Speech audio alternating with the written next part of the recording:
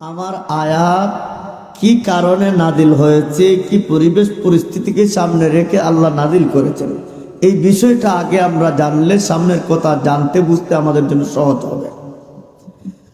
আল্লাহ নবী বিশ্ব নবী রহমতুল্লিল আলামিন সাল্লাল্লাহু আলাইহি ওয়াসাল্লাম যখন মক্কা নগরীতে দ্বীনের দাওয়াত শুরু করলেন, অনেকেই নবীদের দাওয়াত প্রাপ্ত হয়ে নবীদের আনিত কলমা পড়ে মুসলমান হয়ে গেছেন, কিন্তু বড় অঙ্কের একদল মানুষ নবীদের বিরোধী হয়ে গেছেন, যারা ইসলাম মানবতাকে পছন্দ করতেন না। কিন্তু তারা শুধুমাত্র নবীজির বিরোধী হয়েও বসে থাকেন নাই। আল্লাহ নবী যখন কোরআন তেলাওয়াত করতেন, আল্লাহ নবী যখন কোরআনের মাধ্যমে দাওয়াত দিতেন, তখন মুশরিকদের অনেক মহিলা এবং ছেলেমেয়েরা ইসলামের প্রতি দাবিত হয়ে যাইত। এইসব বিবেচনা করে তারা চিন্তা করলো, আমাদের সমাজকেই ইসলাম থেকে, নবীর থেকে, মানবতার থেকে কেমনে ফিরিয়ে রাখা যায়, তার বিকল্প একটা ব্যবস্থা গ্রহণ করতে হবে। তখনই তাদের সমাজের এক নেতা ছিল, এই নেতার নাম ছিল নজর ইবনে হারিস। এই নজর ইবনে হারিস ব্যবসায়ী ছিল বিদায় বিশ্বের বিভিন্ন রাষ্ট্রে বেড়াইতে, ব্যবসায়ী কাজে দায়িত্ব। সেই ধারাবাহিকতায় রোম এবং পারস্য, বর্তমান পৃথিবীর ইরান এবং ইটালিতে উনি সফর করত।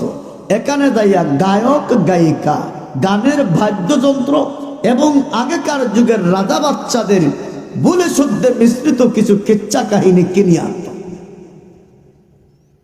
নবীজি যখন মক্কার মানুষের সামনে কোরআন পড়ে তাদেরকে কোরআনের বাণী শোনাইতেন, তখন এই নজর ইবনে হারিস সহ মুশরিকের দলেরা এক জায়গায় দাঁড়াইয়া বলতো, এরে মুহাম্মদুর রাসূলুল্লাহ শুধুমাত্র তোমাদের কোরআন শোনায়, কবরের কথা, ফুলসিরাত, মিজান, হাসরের কথা বলে, নামাজ, রোজা, হজ, যাকাতের কথা বলে, নবী রাসূলের কথা বলে, এইগুলো তোমরা ছাড়ো, আমাদের কাছে আসো, আমরা তোমাদেরকে রাজা বাচ্চার কিচ্ছা কাহিনী শোনাইমু, গান শোনাইমু, গায়ক গায়িকার গান শুনবা, তোমরা বিভিন্ন রকমের মেলা খেলা এইগুলো দেখবা, মনে আনন্দ নিবা, আমাদের দিকে আসো।